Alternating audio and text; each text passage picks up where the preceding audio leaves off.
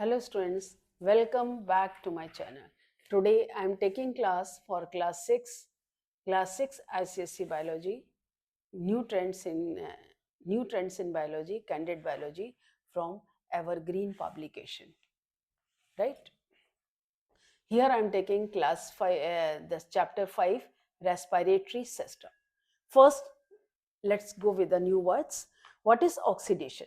Oxidation means addition of oxygen to a substance resulting in the release of energy. यानी किसी भी चीज को ऑक्सीडाइज करने के लिए जब ऑक्सीजन कंबाइन होती है और एनर्जी निकालने के लिए. What is biochemical process? Chemical process that takes place in the body of living organism.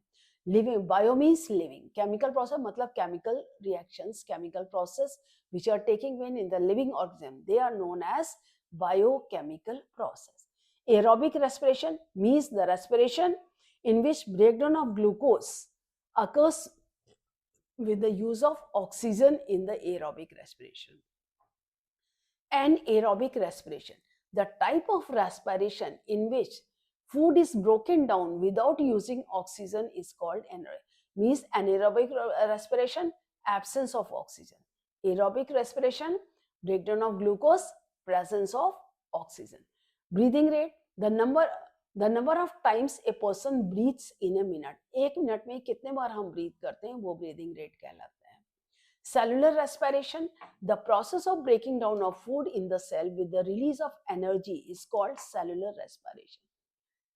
एक सेल में जो फूड हमारा कन्वर्ट हम लेते हैं, जो फूड का हमारा जो लास्ट ऑक्सीडेशन होता है ग्लूकोज में चेंज होता है. ग्लूकोज एनर्जी गिविंग सब्सटेंस है. जब ग्लूकोज ऑक्सीडाइज होता है सेल में तब वो एनर्जी रिलीज करता है. जो जिस प्रोसेस से एनर्जी रिलीज होती है वो प्रोसेस सेल के अंदर सेलुलर रेस्पिरेशन है. Diaphragm, large muscular sheet forms the floor of the chest cavity. Muscular sheet होती है diaphragm that divides body cavity into two, thoracic cavity and abdominal cavity.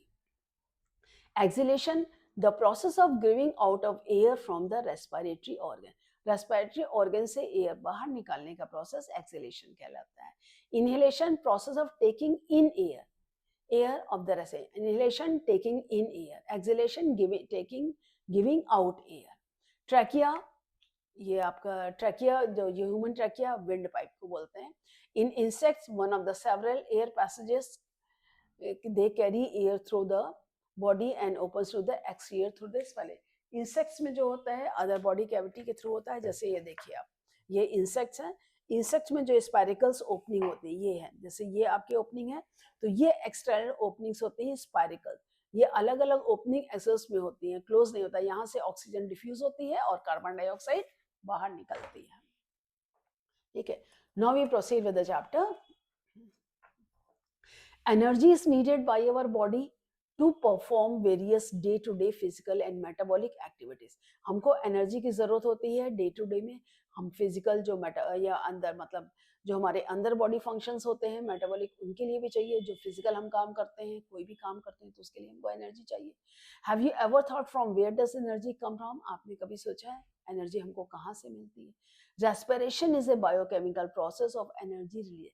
Respiration is the process. Respiration ये एक process है जो biochemical process है जिससे कि हमारी बॉडी में एनर्जी रिलीज होती है. Energy is release by the breakdown of the digested food stuff during the process of digested food. जो digested food ultimately changes into the glucose, और ये जब ग्लूकोज ऑक्सीडाइज होता है तो उससे एनर्जी रिलीज होती है रेस्पिरेशन में. It occurs in all living cells involves in the oxidation of food. ये जितने भी लिविंग सेल्स होते हैं सब में ऑक्सीडेशन होता है और जो फूड मटेरियल होता है ऑक्सीडाइज होता है. और एनर्जी रिच फूड स्टफ जैसे ग्लूकोज है, फ्रक्टोज है, सुक्रोज है, ये सब चीजें ऑक्सीडाइज होकर के दे change into water and carbon dioxide during respiration and give out energy accompanied with the release of usable energy. ATP के फॉर्म में जो एनर्जी हमारे बॉडी में प्रेजेंट होती है वही हम उसको यूज करते हैं.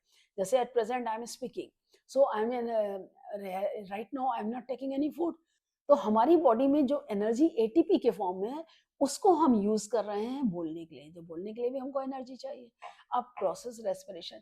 For respiration there is a constant supply of oxygen which is provided by the process of breathing. हम हमेशा सांस लेते हैं, ब्रीथ करते हैं.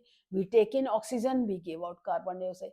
It involves taking in oxygen rich air during inhalation. When we inhale, we take oxygen rich air, and giving out air when we exhale, then the air is rich in carbon dioxide. How it happens, that we will study here.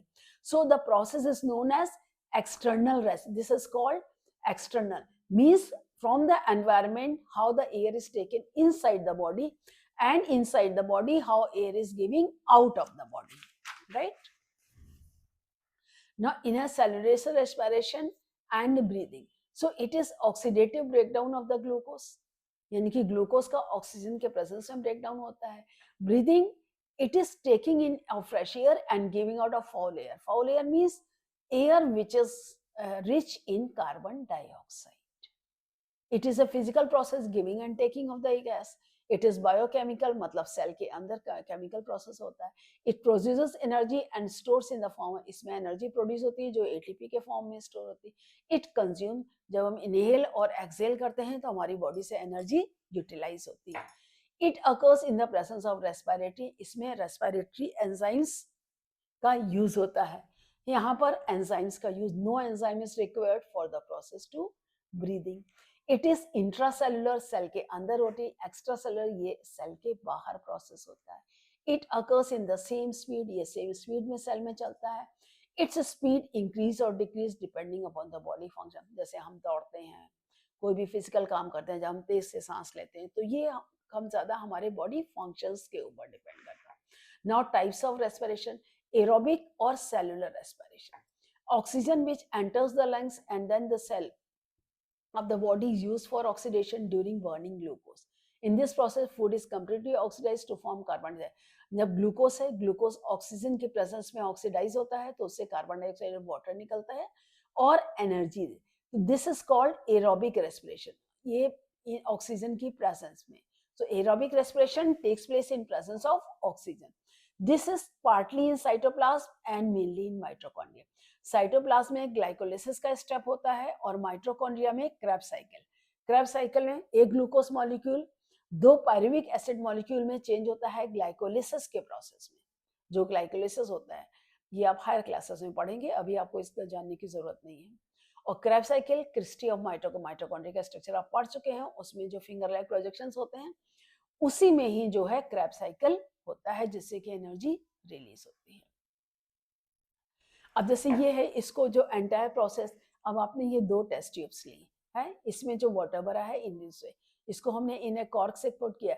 अब जब हम यहाँ से सांस लेते हैं, जब सांस लेते हैं तो जो कार्बन डाइऑक्साइड एयर बबल्स जाते हैं, यहाँ पे लाइम वाटर है, तो जो लाइम वाटर में जो गैस हमारी जाएगी इनहेल होगी तो वो क्या होता है, lime water turns milky. Lime water turns milky, इसका मतलब कि कार्बन डाइऑक्साइड बाहर, जो हमने गैस एक्सेल किया है उसमें कार्बन डाइऑक्साइड है. ये उसका एक्सपेरिमेंट है. Aerobic anaerobic respiration, in certain microbes जैसे फंजाई हैं, ईस्ट हैं, बैक्टीरिया है, glucose is partially oxidized into lactic acid और ethyl. Lactic acid animal cell में होता है और एथिल अल्कोहल प्लांट सेल में होता है और कार्बन डाइऑक्साइड निकलती है जब ऑक्सीजन नहीं होता है. तो ये एनारोबिक रेस्पिरेशन कहलाता है या फर्मेंटेशन भी कहते हैं.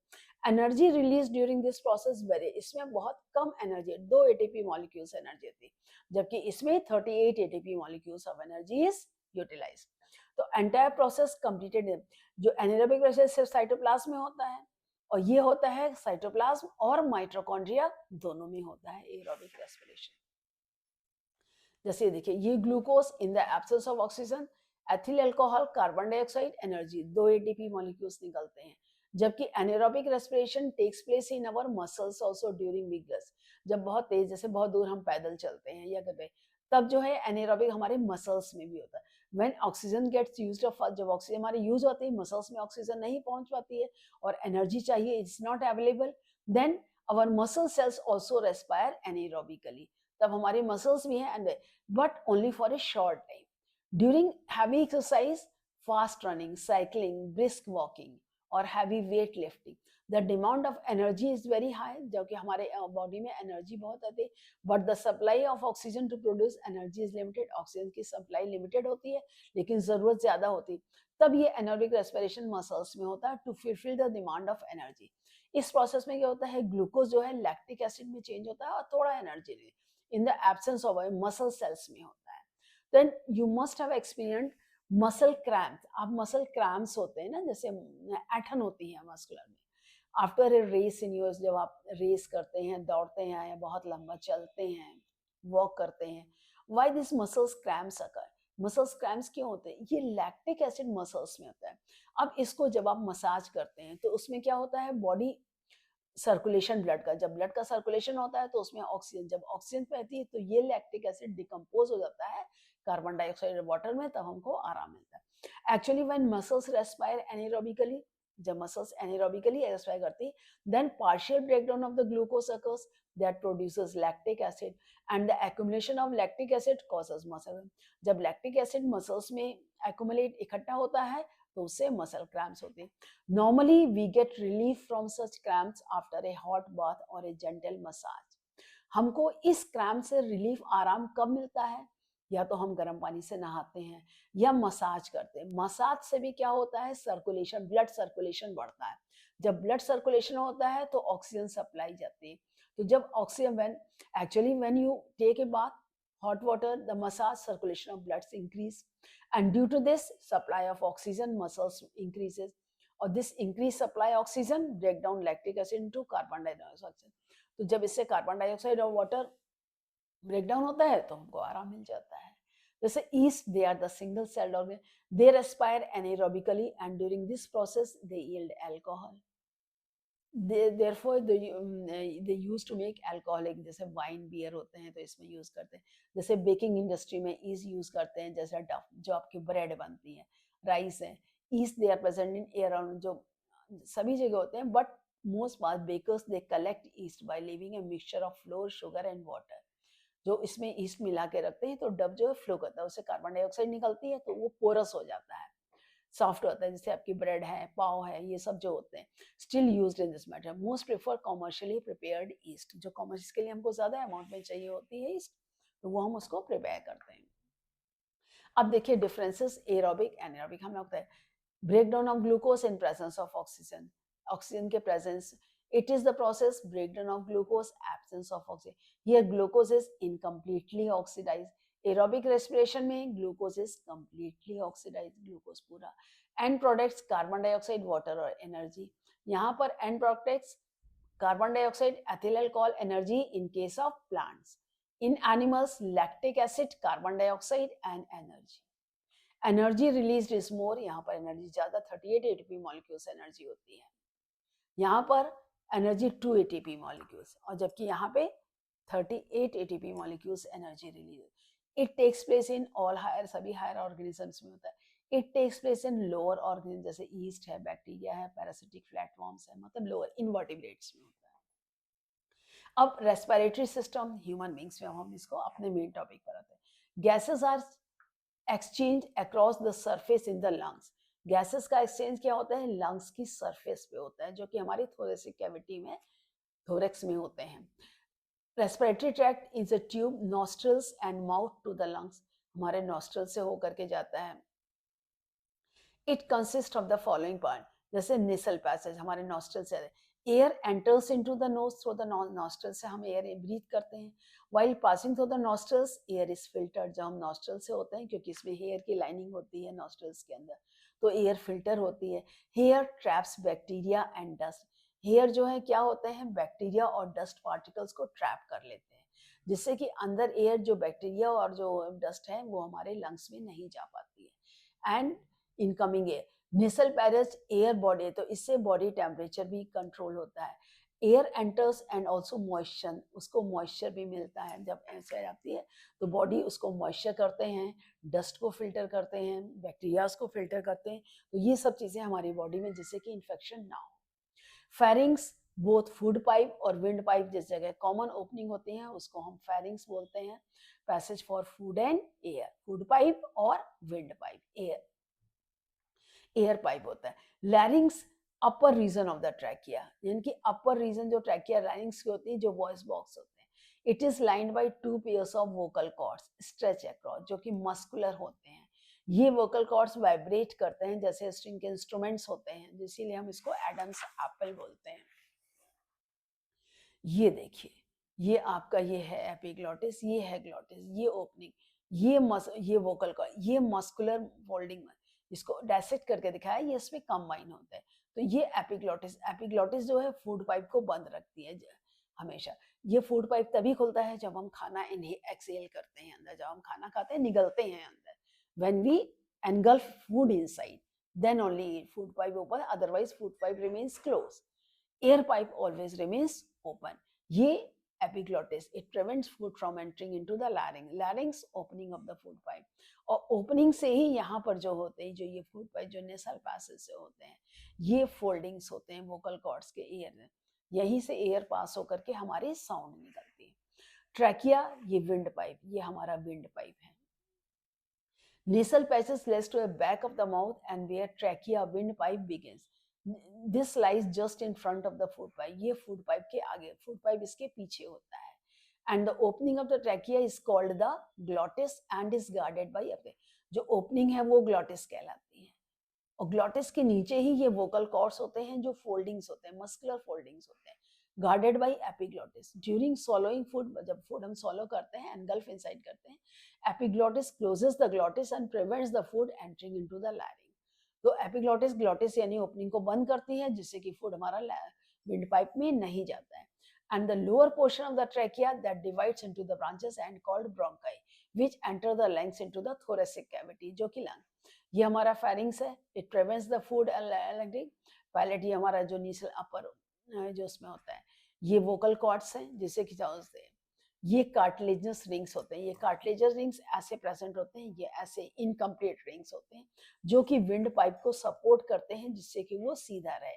ये है थोरेसिक कैविटी और ये जो है ये ट्रैकिया है। ये ट्रैकिया दो पार्ट्स में कंप्रेस होता है, ये रिब्स होती हैं, ये रिब्स हैं, पीछे वर्टिब्रल कॉलम है, आगे रिब्स होती हैं और इसके आगे सपोर्ट करता है स्टर्नम जो रिब्स में होता है। तो ये है, और इसके बीच में जो मसल्स होती हैं ये intercostal, in between the ribs में, जो रिब्स के बीच में जो इंटरकोस्टल मसल्स होती हैं जो इसको सपोर्ट करती हैं। ये प्लूरल मेम्ब्रेन होती है जो लिंग्स को कवर करती है, ये प्लूरल मेम्ब्रेन, इसके अंदर प्लूरल फ्लूइड होता है जिससे कि एक्सटर्नल शॉक्स और इंजरी से लंग्स को बचाते हैं।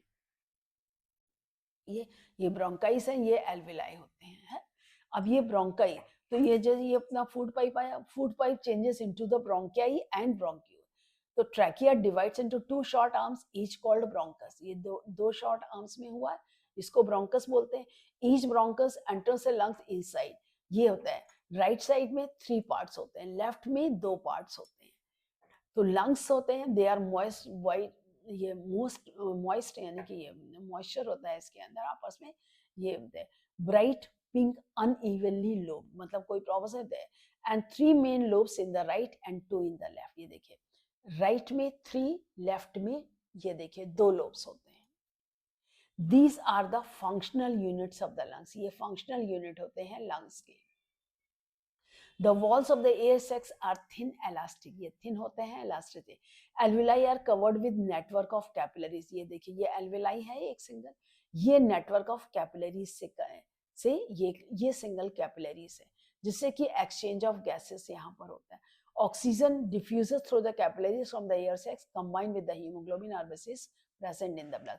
जैसे ये आप देखिए ये एल्वेलाई है, यहाँ पर एयर जा रही है, जो हमने रेस्पिरेट किया तो यहाँ पर जो है ऑक्सीजन इसमें से एब्जॉर्ब हो रही है और यहाँ से जैसे ये ब्लड फ्लो हुआ है, यहाँ से जैसे ऑक्सीजन और कार्बन डाइऑक्साइड निकल रही, तो ऑक्सीजन एब्जॉर्ब हो रही है, कार्बन डाइऑक्साइड डिफ्यूज हो रही है, ये एल्वेलाई के अंदर होता है। At the same time there is a diffusion of carbon which comes through the from various tissues, जो हमारे बॉडी सेल्स के टिश्यूज से जो डिफ्यूज होकर कार्बन डाइऑक्साइड निकलती है, ये कार्बन डाइऑक्साइड आरबीसी के साथ कंबाइन होकर के लंग्स के थ्रू बाहर आती है, ऑक्सीजन जो है इसमें कंबाइन होकर के अंदर आती है।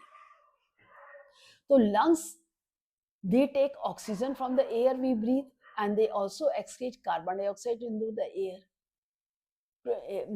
the air which is produced during respiration में ऑक्सीजन कंज्यूम हुई, कार्बन डाइऑक्साइड निकली, तो इसमें क्या आता है एक्सचेंज होता है। when we breathe air is drawn in our lungs through a system, air passes in the millions of the tiny air sacs जो alveoli में होते हैं।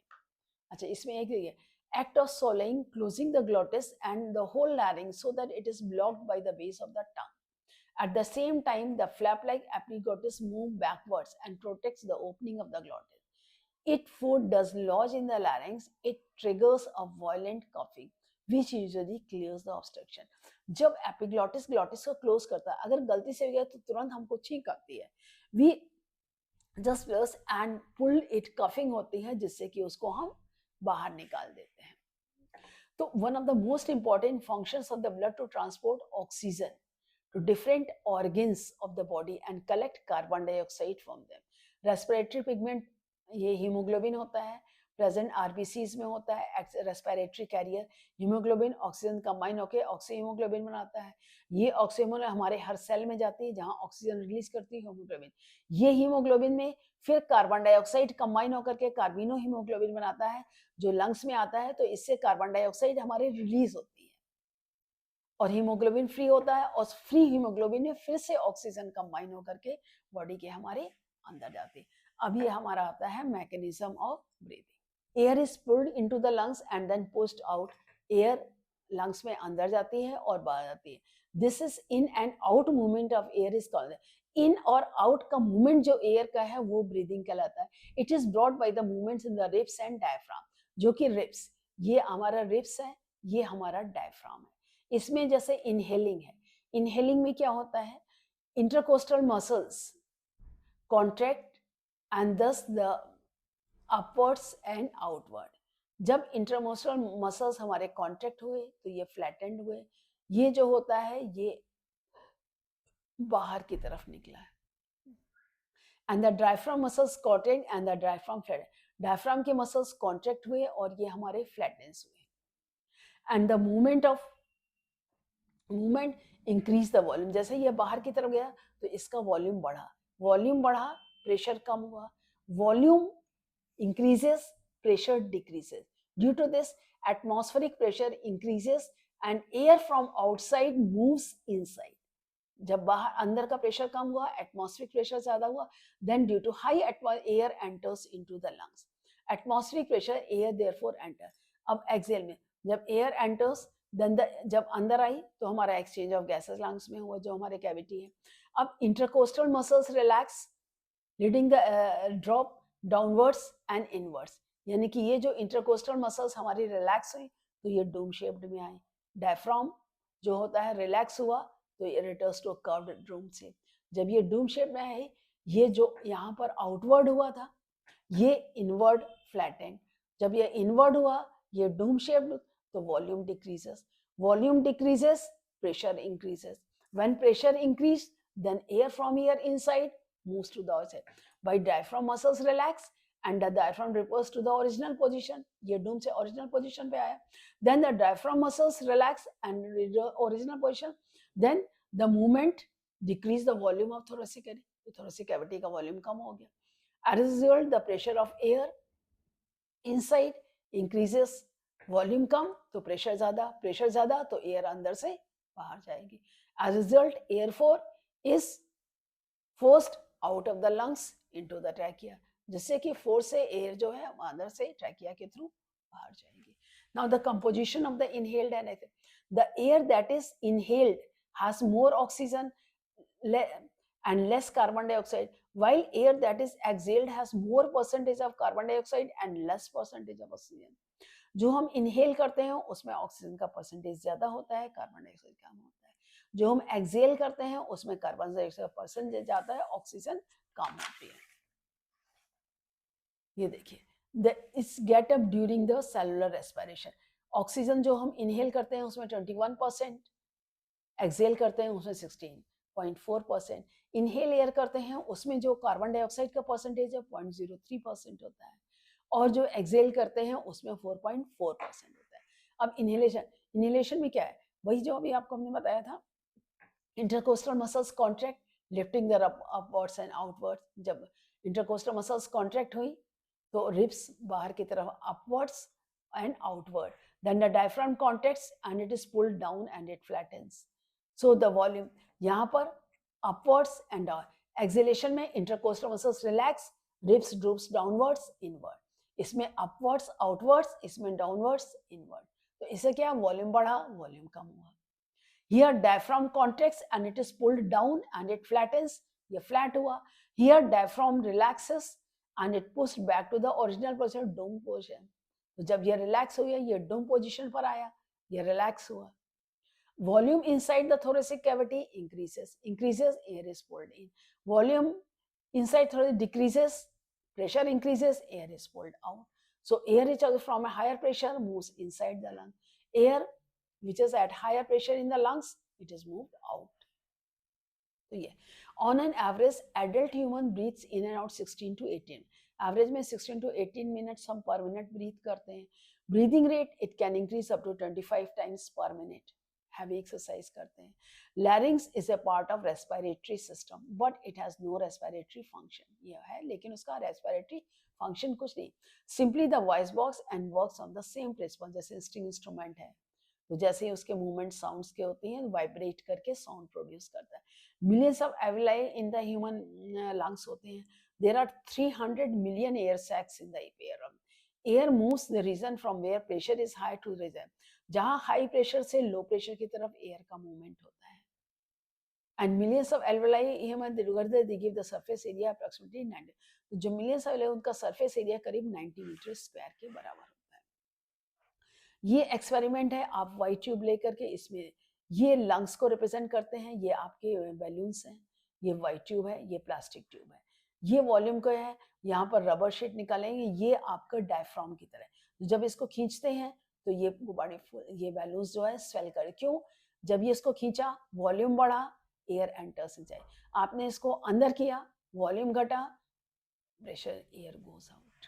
That is what shown in this diagram. See, the cage formed by the ribs and diaphragm, it is elastic. As it moves, pressure in the lungs changes. It is change in pressure that causes inhaling and exhaling. Pressure के change से inhaling और exhaling होती है. अब जो lung capacity है, total volume of the lungs when fully inhaled, it is about 5. जो total lung capacity है हमारे 5 liters की होती है. But in quiet breathing when asleep, जब हम breathe करते हैं asleep यानी सो रहे होते हैं या resting position में होते हैं, तो सिर्फ 500 ml लीटर लेयर जो होती है वो एक्सचेंज होती है. During exercise when we expel, तो उसके वक्त 3 लीटर ऑफ द एयर, जो रेसिडुअल वॉल्यूम 1.5 लीटर, वो तो बाहर जा ही नहीं सकता है, नहीं तो हमारे जो सेल्स जो ये एल्विलाई हैं वो कोलैप्स कर जाएंगे. इसलिए उतना तो वॉल्यूम रहता ही है, नहीं तो वो पूरा चिपक जाएंगे अंदर, दे गेट इट कोलैप्स्ड. तो ड्यूरिंग नॉर्मल ब्रीदिंग साइकिल में when air is taken in and out, the lung always contain residual volume air so that it is sufficient for oxygen to be absorbed and carbon dioxide to be released. जिससे कि sufficient oxygen absorb हो और carbon dioxide release होते हैं. जब rest normally inhale and exhale, जब normal condition में हम इनहेल और एक्सेल करते हैं पर मिनट में, तो 16 टाइम्स होता है, और जब हम एक्सरसाइज करते हैं तो ये 20, यानी कि उसका जस्ट डबल हो जाता है. तो increase rate means depth of breathing. Exercise, more oxygen dissolved in the blood and more active. More oxygen dissolved, more oxidation of food, more energy is released. Extra carbon dioxide, when the muscles put into the blood, they are removed faster, deeper breathing.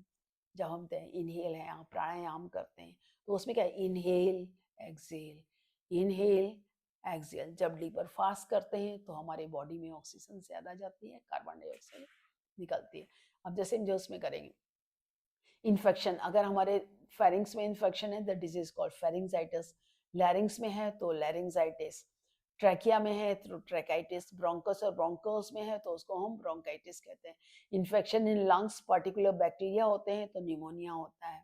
The breathless, मतलब हम सांस नहीं ले पाते हैं. क्यों? Fluid collect होता है एल्विलाई में, जैसे तो उसमें एयर एक्सचेंज का जो सरफेस एरिया है वो कम हो जाता है अवेलेबल, तो जैसे कि ऑक्सीजन एब्जॉर्ब नहीं हो पाती. ये एक्सपेरिमेंट उसी को ये जज करता है. वैसे ये अगर इसको हम वाटर भर के, तो जितना हम पानी खींच पाते हैं, कॉर्क कंटेनर है, तो जितना हम इसमें से पानी खींचेंगे, तो जैसे हम खींचते हैं तो इसका वॉल्यूम जो टफ का जो है कंटेनिंग वाटर है, इसका वॉल्यूम बढ़ता है, तो उतना ही जितना है, बट पूरा हम नहीं खींच पाएंगे. तो जितना वॉल्यूम है 3 मीटर से टाइडल वॉल्यूम, वो उसको रिप्रेजेंट करता है. अब देखिए, to discuss various diseases related to respiration, then you may consult your chest specialist or use the internet to get the knowledge about the research. जैसे chronic obstructive pulmonary disease होते हैं, ये lung condition defined inability to exhale normally which causes difficulty in breathing. जब हम gas मतलब inhale करते हैं लेकिन हम बाहर नहीं फेंक पाते हैं सांस, जब कार्बन डाइऑक्साइड बाहर नहीं निकाल पाते हैं तो हमको दिक्कत होती है।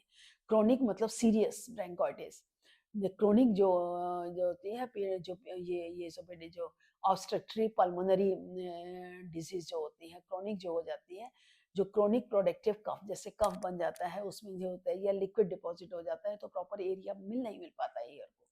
अस्थमा, जब एयर इन जो होती है पॉल्यूटेड होती है, एलर्जी होती है, इन्फेक्शन जो पॉल्यूशन से होता है, वो सब होते हैं।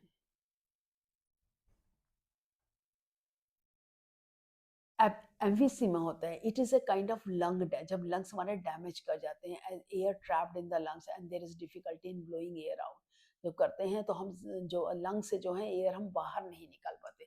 स्मोकिंग है, सिगरेट है, तो लंग्स जो होते हैं उससे हमारे कोलैप्स कर जाते हैं।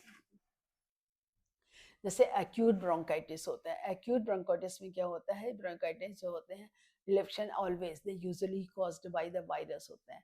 सिस्टिक फाइब्रोसिस होता है, जेनेटिक ये कंडीशन होती है causing poor clearance of the mucus from the bronchi, जो म्यूकस जो होता है इकट्ठा होता है ब्रोंकाई से क्लियर नहीं हो पाता है। Accumulated results in repeated lung infection होता है। न्यूमोनिया होता है, एक the infection in the alveoli can be usually by the bacteria. Tuberculosis, slowly progressive pneumonia, this caused by the Mycobacterium tuberculosis. I hope everything is clear. Any doubt anywhere, ask me in the comment section. Again, we will meet in the next video to explain the exercise of this chapter, but don't forget to subscribe the channel. Thank you.